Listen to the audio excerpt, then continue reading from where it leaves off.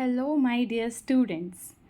जैसा कि आप सभी जानते हैं कि आपका MED 002 यानी कि sustainable development issues and challenges का जो एग्ज़ाम है वो कल है। सो स्टूडेंट्स, यहाँ पे मैं आपके लिए लेकर आई हूँ कुछ ऐसे important questions with their answers जिनका एग्ज़ाम में आने का एक्सपेक्टेशन मुझे लगता है कि है। यहाँ पे हम हिंदी एंड इंग्लिश दोनों लैंग्वेजेस में आंसर्स को डिस्कस करेंगे with small and easy points. So जो सबसे पहला क्वेश्चन है उसमें आपसे पूछा गया है कि there is a huge divide between developed and developing countries. वो कंट्रीज़ जो अभी डेवलप कर रही हैं और वो कंट्रीज़ जो डेवलप हो चुकी हैं उनके बीच में बहुत ही ज़्यादा डिवाइड है, गैप है, ठीक है, ऊंच नीच है उनके बीच में। तो क्या रीज़न्स हैं इसके वो आपको बताने हैं। सो यहाँ पे मैं आपको 5 रीज़न्स बताऊँगी। आप उनको और ज़्यादा बेटर तरीके से एग्ज़ाम में एक्सप्लेन करके आना, क्योंकि एग्ज़ाम में जो क्वेश्चन है वो 5 मार्क्स का ही होगा। सो सबसे पहले हम बात करेंगे इकोनॉमिक स्ट्रेंथ यानी कि आर्थिक शक्ति की। जो भी डेवलप कंट्रीज़ होती हैं उनकी इकोनॉमीज़ क्या होती हैं, बहुत ज़्यादा स्ट्रॉन्गर होती हैं। विकसित देशों की अर्थव्यवस्था मजबूत होती है, ठीक है। जितने भी देश जो विकसित हैं उनकी अर्थव्यवस्था कैसी होगी, मजबूत होगी। और वो देश जो अभी डेवलपिंग है यानी कि विकासशील हैं उनकी अर्थव्यवस्था कैसी होती है, बहुत ही ज़्यादा वीक होती है। वीक होने की वजह से उनका GDP ज़्यादा नहीं होता, जिस कारण से वो ग्रो नहीं कर पाते। दूसरा कारण है टेक्नोलॉजिकल एडवांसमेंट। जो डेवलप कंट्रीज़ हैं उनके पास हाई एंड टेक्नोलॉजी है जिसके द्वारा अपने देश को वो उच्च स्तर पर लेकर जाते हैं, ठीक है। तीसरा है एजुकेशन क्वालिटी। जितनी भी डेवलप कंट्रीज़ हैं वहाँ पे जो एजुकेशन सिस्टम है वो भी उतना ही डेवलप है। अगर एजुकेशन सिस्टम डेवलप होगा तो ह्यूमन डेवलपमेंट होगा, ठीक है। ह्यूमन संसाधन जो है आपके मानव संसाधन विकास होगा शिक्षा की गुणवत्ता के कारण। तो डेवलपिंग नेशन और ज़्यादा ऊपर जाते जाएंगे और वो कंट्रीज़ जो अभी मतलब कि अविकसित हैं या विकासशील हैं वहाँ पर इतनी अच्छी एजुकेशन क्वालिटी नहीं होती। देन हम बात करेंगे हेल्थ केयर एसेस की। तो जितनी भी डेवलप कंट्रीज़ हैं उनके पास सुपीरियर हेल्थ केयर एसेस होता है, यानी कि विकसित देशों में स्वास्थ्य सेवाएं कैसी होती हैं, श्रेष्ठ होती हैं।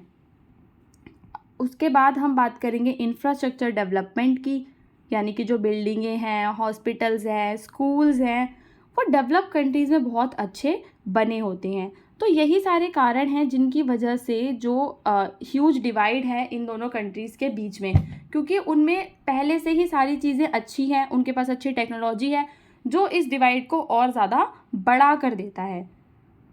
अब हम बात करेंगे ऑब्स्टेकल्स की। देखो, अभी हम सब सस्टेनेबल डेवलपमेंट की बात करते हैं, सस्टेनेबल डेवलपमेंट गोल्स 2030 की बात करते हैं, लेकिन यहाँ पे जो पूरा ग्लोब है, जो पूरी धरती है, वो एनवायरमेंटल प्रोटेक्शन करना चाहती है। तो एनवायरमेंट प्रोटेक्शन के बीच में क्या ऑब्स्टेकल्स हैं, क्या कारण हैं जो एनवायरमेंट को प्रोटेक्ट करने में हमारी सहायता नहीं कर पा रहे बल्कि रोक रहे हैं एनवायरनमेंट को प्रोटेक्ट करने से।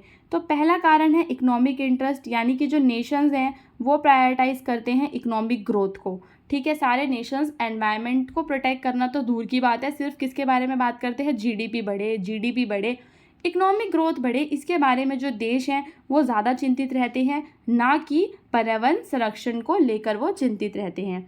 दूसरा कारण है लैक ऑफ फंडिंग का, यानी कि insufficient financial resources for environmental initiative. वित्त पोषण की कमी होती है, पर्यावरण पहलों के लिए वित्तीय संसाधनों की कमी होती है। उसके बाद अगर हम बात करें तो जो अलग अलग सरकारें हैं उनकी अलग अलग आइडियोलॉजीज़ होती हैं और उनकी कमिटमेंट्स भी अलग होती हैं, ठीक है। तो कोई भी गवर्नमेंट आती है तो उसकी क्या राजनीतिक इच्छा है उस पर डिपेंड करता है कि वो एनवायरनमेंट को आगे बढ़ाएंगे या कुछ और अपनी चीज़ों में डेवलपमेंट करेंगे, ठीक है। तो सरकारों के बीच जो प्रतिबद्धता है उसके जो स्तर हैं वो अलग अलग होते हैं। कोई सरकार ऐसी होती है जो एनवायरनमेंट को लेकर बहुत ज़्यादा चिंतित होती है और कोई ऐसी होगी जो एनवायरनमेंट की बात भी नहीं करेगी।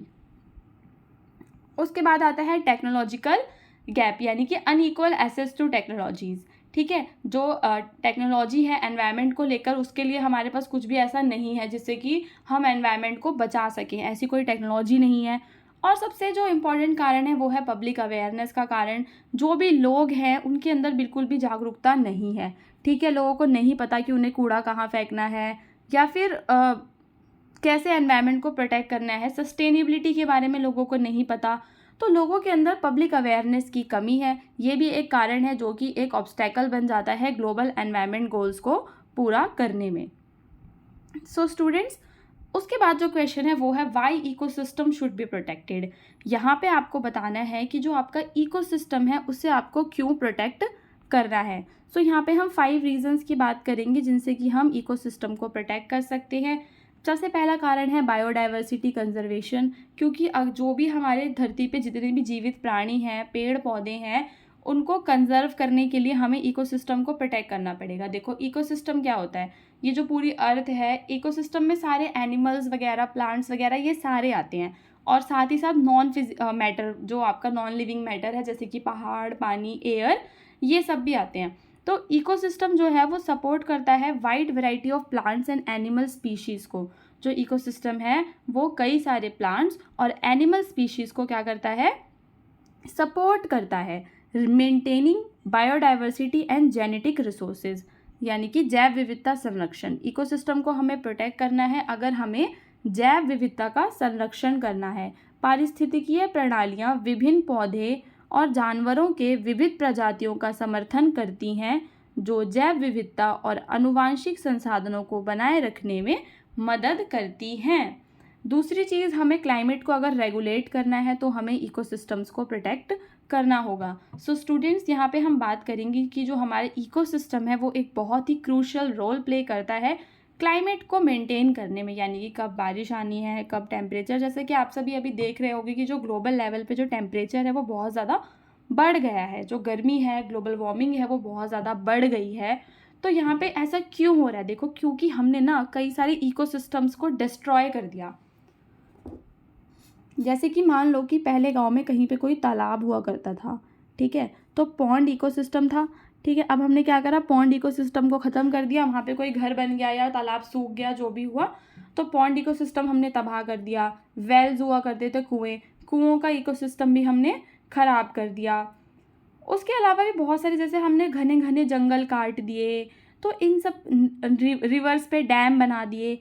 तो ये सारे कारण से हमने क्या करा कि इकोसिस्टम ख़राब कर चुके हैं हम ऑलरेडी अपना।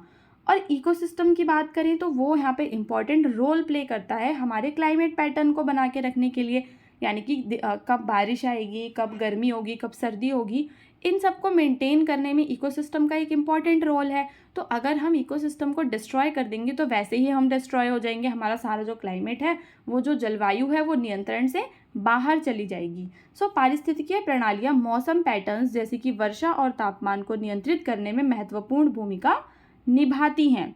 उसके बाद हमारे इकोनॉमिक बेनिफिट्स भी होते हैं अगर हमारा इकोसिस्टम हेल्दी है, ठीक है। एक हेल्दी इकोसिस्टम में क्या होगा, पॉलिनेशन होगा, नए नए प्लांट्स ग्रो करेंगे, वाटर प्योरीफाई होगा, जैसे कि जो भाप बन के पानी ऊपर बादलों में जाएगा, फिर रेनफॉल के थ्रू नीचे आएगा, ठीक है।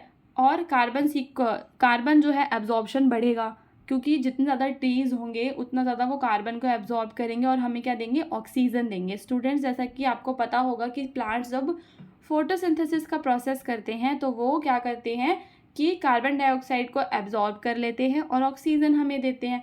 सो इसी तरह से बेनिफिट होगा एग्रीकल्चर को, इंडस्ट्री को और ह्यूमन हेल्थ को। इस सब से क्या होगा, हमें आर्थिक लाभ होगा। स्वास्थ्य पारिस्थितिकियाँ प्रणालियाँ बहुमुखी सेवाएं प्रदान करती हैं, जैसे कि बहुमुखीकरण, जल शोधन और कार्बन संग्रहण, जो कृषि, उद्योग और मानव स्वास्थ्य को लाभ पहुंचाती हैं। उसके बाद जो आपका इकोसिस्टम है उसकी कल्चरल इम्पॉर्टेंस भी होती है, जैसे कि इकोसिस्टम जो हैं they hold cultural and spiritual significance for many communities, providing inspiration, traditions and connections to nature. पारिस्थितिकीय प्रणालियाँ कई समुदायों के लिए सांस्कृतिक और आध्यात्मिक महत्व रखती हैं, जो प्रेरणा, परंपराएं और प्राकृतिक संबंधों को प्रदान करती हैं। उसके बाद सबसे इम्पॉर्टेंट चीज़ की जिसकी हम बात करेंगे वो है सस्टेनेबल डेवलपमेंट की, कि हमें इकोसिस्टम को इसलिए प्रोटेक्ट करना है ताकि हम सस्टेनेबल डेवलपमेंट कर सकें। इकोसिस्टम को प्रोटेक्ट करके हम long term sustainability of resources पा सकते हैं और फ्यूचर जनरेशन्स के लिए लाइवलीहुड को मेंटेन कर सकते हैं, यानी कि स्थायी विकास कर सकते हैं। पारिस्थितिकीय प्रणालियों की रक्षा सुनिश्चित करती है कि भविष्य पीढ़ियों के लिए संसाधनों और आजीविका की दीर्घकालिक स्थिरता हो। So protecting ecosystem is essential not only for environmental sustainability but also for ensuring a balanced and prosperous future for all life on earth। यानी कि अर्थ पे जितनी भी लाइफ्स हैं उनके लिए बैलेंस्ड और प्रॉस्पेरस फ्यूचर को बनाना, यही काम है इकोसिस्टम को प्रोटेक्ट करके जिसे हम कर सकते हैं। सो स्टूडेंट्स, ये था हमारा MED 002 की वीडियो का 5th वीडियो। इससे पहले 4 वीडियोस और हैं हमारे चैनल पे जिन्हें आप अपने एग्ज़ाम में जाने से पहले देख सकते हैं, ताकि आप अपना एग्ज़ाम बहुत ही अच्छे तरीके से करके आएँ और अच्छे मार्क्स से पास हो।